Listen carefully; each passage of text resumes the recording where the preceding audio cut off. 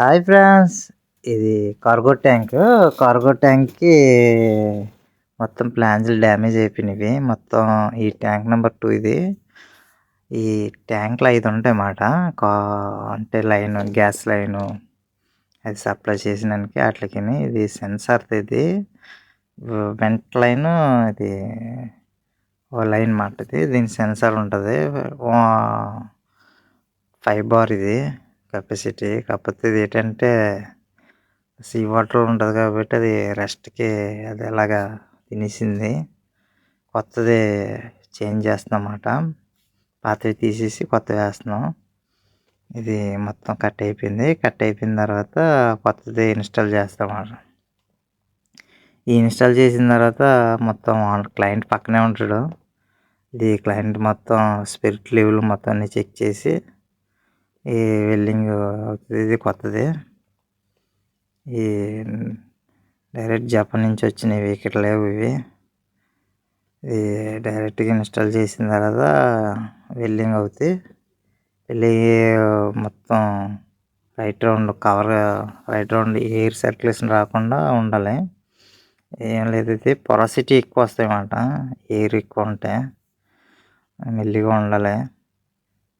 ఈ పవర్ 130, 120 ఏంటంటే small machine, ఇది పెద్దది కాదు మిషను, పోర్టబుల్ మిషను. ఈ థిక్నెస్ కూడా ఎక్కువ లేదు. ఇది 3 mm ఉంది థిక్నెస్. పాతదైతే ఎక్కువ ఉంది థిక్నెస్, 20 mm దాకా ఉంది. అది హోల్ చూసారు కదా, చిన్న హోల్. అది ఇది ఏంటంటే అంతగా లేదు, ఇది పెద్దది. అది థిక్నెస్ తక్కువ ఉంది.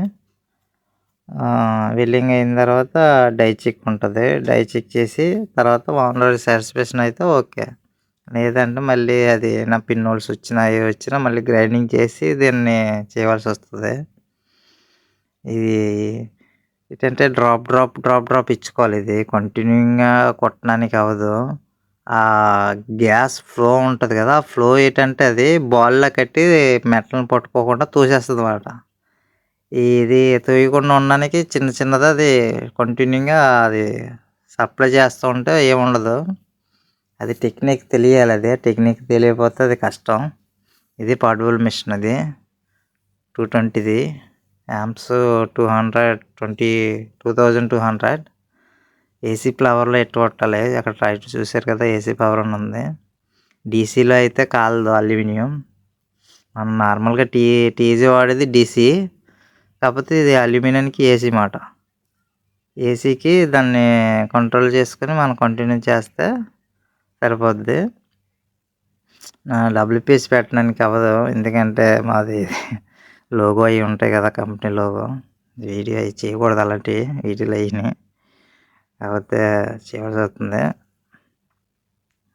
ఈ వెల్డింగ్ ఫైనల్గా వెల్డింగ్ అయింది. ఇది వెల్డింగ్ అయిన తర్వాత డై చెక్ కాల్ చేసాం. డై చెక్ వచ్చి చేస్తున్నా మొత్తం. ఇది ఫైనల్ వెల్డింగ్ అయినాక డై చెక్ అయింది.